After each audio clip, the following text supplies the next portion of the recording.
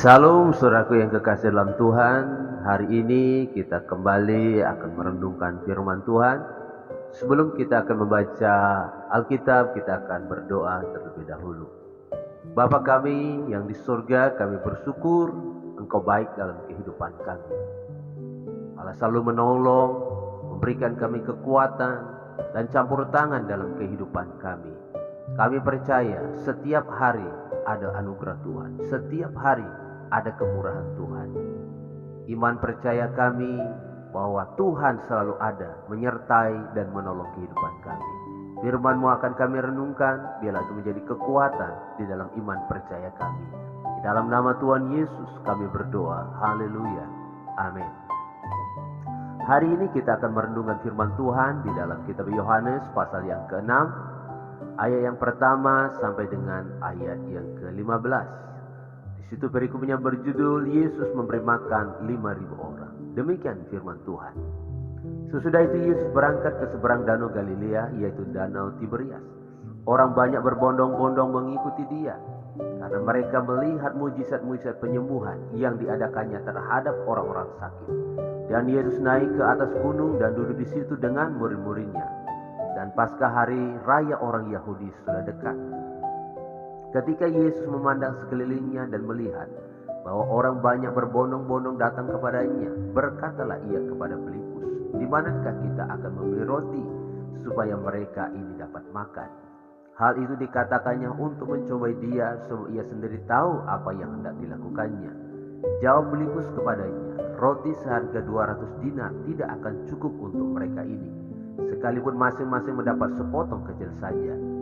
Seorang dari murid-muridnya, yaitu Andreas, saudara Simon Petrus, berkata kepadanya, "Di sini ada seorang anak yang mempunyai 5 roti jelai dan 2 ikan. Tetapi apakah artinya itu untuk orang sebanyak ini?" Kata Yesus, "Suruhlah orang-orang itu duduk." Adapun di tempat itu banyak rumput, maka duduklah orang-orang itu, kira-kira 5.000 laki-laki banyaknya. Lalu Yesus mengambil roti itu, mengucap syukur dan membagi-bagikannya kepada mereka yang duduk di situ. Demikian juga dibuatnya dengan ikan-ikan itu sebanyak yang mereka kehendaki. Dan setelah mereka kenyang, ia berkata kepada murid-muridnya, "Kumpulkanlah potongan-potongan yang lebih, supaya tidak ada yang terbuang." Maka mereka pun mengumpulkannya dan mengisi 12 bakul penuh dengan potongan-potongan dari kelima roti jelai yang lebih setelah orang makan. Ketika orang-orang itu melihat mujizat yang telah diadakannya, mereka berkata, "Dia ini adalah benar-benar Nabi yang akan datang ke dalam dunia." Karena Yesus tahu bahwa mereka hendak datang dan hendak membawa dia dengan paksa untuk menjadikan dia raja. Ia menyingkir pula ke gunung seorang diri. Demikian firman Tuhan. Dari mujizat Tuhan Yesus memberi makan 5.000 orang, ada beberapa pelajaran yang akan kita renungkan pada pagi hari ini. Yang pertama, mujizat Tuhan yang dikerjakan oleh Tuhan Yesus dimulai dari perkara yang kelihatannya tidak berarti, tetapi di hadapan Tuhan itu sangat berarti. Di dalam ayat yang ke-9 dikatakan, "Di sini ada seorang anak yang mempunyai 5 roti jelai dan 2 ikan. Tetapi apakah artinya itu untuk orang sebanyak ini?" Murid-murid Tuhan Yesus yang mengikuti Yesus dalam perjalanannya, ketika melihat orang banyak datang mengikuti Yesus, dan Tuhan Yesus peduli dengan mereka, mereka membutuhkan makanan. Lalu Tuhan Yesus bertanya, "Di mana kita akan memberi roti supaya mereka ini dapat makan?" Lalu Andreas datang. Ada seorang anak kecil yang mempunyai 5 roti jelai dan 2 ikan. Tetapi apakah artinya itu untuk orang sebanyak ini? Bagi manusia, perkara yang kecil kelihatannya tidak berarti. Tetapi bagi Tuhan itu sangat-sangat berarti. Justru mujizat yang besar itu terjadi dimulai dari perkara yang kecil, yaitu dengan 5 roti dan 2 ekor ikan. Nah, Bapak Saudara kasih dalam Tuhan, sering kali kita menganggap bahwa perkara-perkara yang sepele, perkara-perkara yang kecil dalam kehidupan kita kita seringkali menganggap itu tidak berarti. Misalnya kita mempunyai talenta yang kecil atau talenta yang sederhana, kemampuan yang kecil atau kemampuan yang sederhana, kita menganggap seringkali itu hal yang sepele. Tetapi tahukah kita bahwa perkara yang kecil, perkara yang sering kita anggap tidak berarti, ketika kita bawa kepada Tuhan, itu menjadikan hidup kita bisa menjadi berarti. Yang tidak berarti di hadapan manusia, itu sangat berarti di hadapan Tuhan. Maka segala yang kita miliki, kita harus bawa kepada Tuhan, serahkan kepada Tuhan. Di tangan Tuhanlah yang tidak berarti akan menjadi berarti. Sesuatu yang kelihatannya kecil, jangan pernah meremehkan dan jangan kita pernah anggap remeh. Bawa kepada Tuhan. Di dalam tangan Tuhan yang kuasa, perkara yang kecil bisa diubahkan Tuhan, bisa dimultiplikasi oleh Tuhan untuk bisa memelihara kebutuhan orang banyak. Lihatlah mujizat yang Tuhan Yesus lakukan itu. 5 roti dan 2 ikan. Apa artinya untuk 5.000 orang? Tidak ada. Disitulah mata iman diperlukan untuk melihat segala sesuatu. Manusia melihat dengan kacamata manusia, kelihatannya kecil, tetapi Tuhan Yesus melihat, memandang dengan iman, dan di dalam tangannya sesuatu yang kecil itu, yang sedikit itu, mengalami multiplikasi yang luar biasa. Dan akhirnya apa yang terjadi? Dari 5 roti dan 2 ekor ikan itu, mereka semua bisa makan sampai kenyang, bahkan sampai ada sisanya. Luar biasa. Sesuatu yang sederhana di tangan Tuhan, tidak ada yang sederhana. Sesuatu yang kecil di mata Tuhan, tidak ada yang kecil.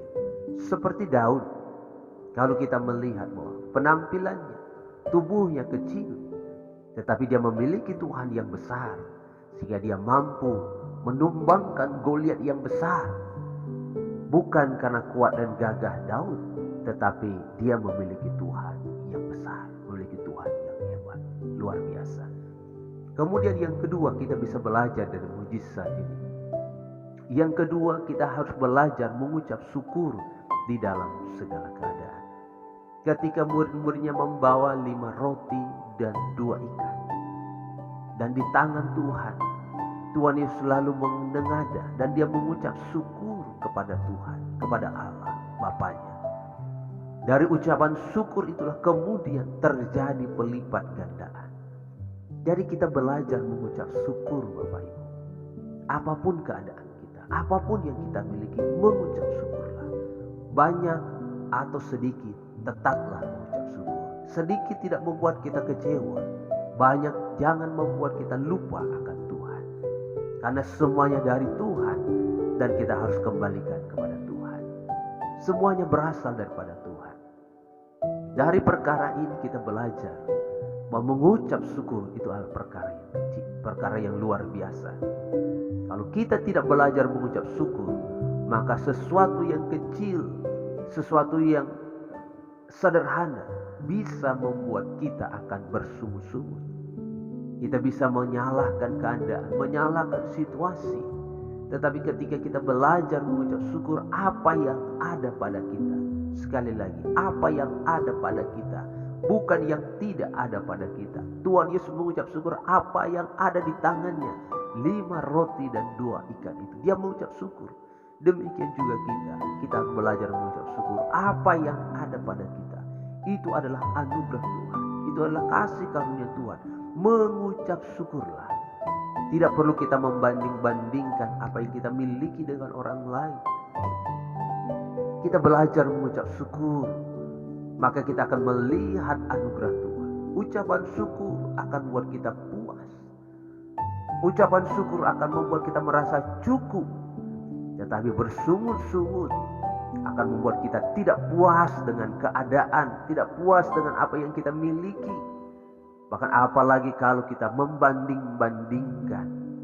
Karena keinginan mata, keinginan daging tidak akan pernah bisa memuaskan kehidupan kita. Hanya dengan mengucap syukur kepada Tuhan dan di dalam Tuhan, maka kita akan menerima apapun yang ada pada kita sebagai anugerah dan pemberian Tuhan. Kemudian yang ketiga, kita belajar dari mujizat 5 roti dan 2 ekor ikan ini. Setelah mereka semuanya makan dan menjadi kenyang, ayat yang ke-12 Tuhan Yesus berkata, kumpulkanlah potongan-potongan yang lebih supaya tidak ada yang terbuang. Yang ketiga, kita bisa belajar bahwa kita harus menghargai setiap berkat-berkat Tuhan. Ketika mereka makan dan sudah menjadi kenyang, masih ada sisinya. Jangan dibuang, jangan disia-siakan. Tetapi Tuhan Yesus berkata, kumpulkanlah potongan-potongan yang lebih supaya tidak ada yang terbuang. Di sini Tuhan Yesus mengajar murid-muridnya supaya menghargai setiap berkat-berkat Tuhan. Menghargai setiap pemberian-pemberian Tuhan. Jangan menyia-nyiakan apa yang Tuhan sudah berikan dalam kehidupan kita. Mengumpulkan potongan-potongan yang lebih itu memberikan arti bagi kehidupan kita, supaya ketika kita melihat apa yang kita miliki, kita tahu bahwa itu berasal daripada Tuhan. Itu pemberian Tuhan, maka kita tidak boleh menyia-nyiakannya. Nah, Bapak Saudara kasih dalam Tuhan, biarlah setiap berkat-berkat yang kita terima daripada Tuhan, kita tidak menyia-nyiakan setiap berkat yang Tuhan berikan dalam kehidupan kita, tetapi benar-benar kita menggunakannya dengan baik. Dan jikalau berkat Tuhan itu mungkin ada lebihnya, jangan kita menyia-nyiakan berkat Tuhan sekecil apapun itu. Kita belajar untuk menabung, kita belajar untuk menyimpan. Bukan berarti kita khawatir, tetapi kita juga perlu berhikmat dan bijaksana untuk mempersiapkan diri menghadapi kemungkinan-kemungkinan yang bisa saja terjadi ke depan dalam kehidupan kita.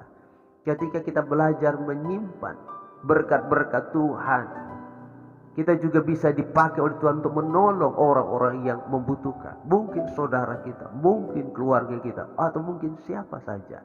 Tuhan bisa jadikan kita jawaban doa bagi mereka yang membutuhkan. Nah, kalau kita tidak belajar menghargai berkat Tuhan, maka setiap berkat Tuhan akan kita pakai hanya untuk kepuasan kita, hanya untuk keinginan mata, hanya untuk keinginan daging kita. Itu baru kita berpikir lagi apa yang harus kita perbuat untuk mendapatkan berkat Tuhan lagi. Sementara berkat-berkat Tuhan yang sisa seringkali kita tidak pernah menghargai. Nah, mari kita belajar dari mujizat ini. Tuhan Yesus tidak mau murid-muridnya menyia-nyiakan setiap berkat mujizat yang sudah mereka alami. Kiranya kita semua tetap berharap kepada Tuhan, tetap mencari Tuhan, dan terus percaya bahwa di dalam segala keadaan Tuhan sanggup melakukan mujizat dalam kehidupan kita. Mujizat sering kali dimulai dari perkara-perkara yang kelihatannya kecil, sederhana, dan sepele. Tapi di dalam tangan Tuhan bisa terjadi hal-hal yang luar biasa. Mari kita terus belajar mengucap syukur kepada Tuhan dan menghargai setiap berkat-berkat Tuhan yang Tuhan berikan dalam kehidupan kita. Baik itu waktu, kesehatan, kekuatan, berkat materi. Kita hargai setiap berkat Tuhan. Kita pakai untuk kemuliaan nama Tuhan Yesus saja. Tuhan memberkati kita semuanya. Mari kita berdoa. Terima kasih Bapa, kami bersyukur bahwa mujizat masih ada dalam kehidupan kami. Kami percaya bahwa Tuhan mengasihi kami dan Tuhan sangat peduli dengan keadaan kami. Demikian Tuhan peduli dengan kebutuhan-kebutuhan orang-orang yang berdoa berharap kepada Tuhan. Dan pertolongan Tuhan tidak akan pernah terlambat untuk menolong kami. Ketika mujizat terjadi, ketika Engkau memberkati kami, ajar kami mengucap syukur dan setiap pemberian Tuhan. Entah itu besar, entah itu kecil. Dan demikian juga ajar kami menghargai setiap berkat-berkat-Mu di dalam kehidupan kami. Kami percaya pemeliharaan Tuhan akan selalu Tuhan nyatakan dalam kehidupan kami. Dalam nama Tuhan Yesus, kami berdoa, bersyukur. Haleluya. Amin. Tuhan Yesus memberkati saudara semuanya. Jangan lupa dukung channel ini, subscribe dan share kalau saudara diberkati oleh Tuhan. Tuhan Yesus memberkati. Haleluya. Amin.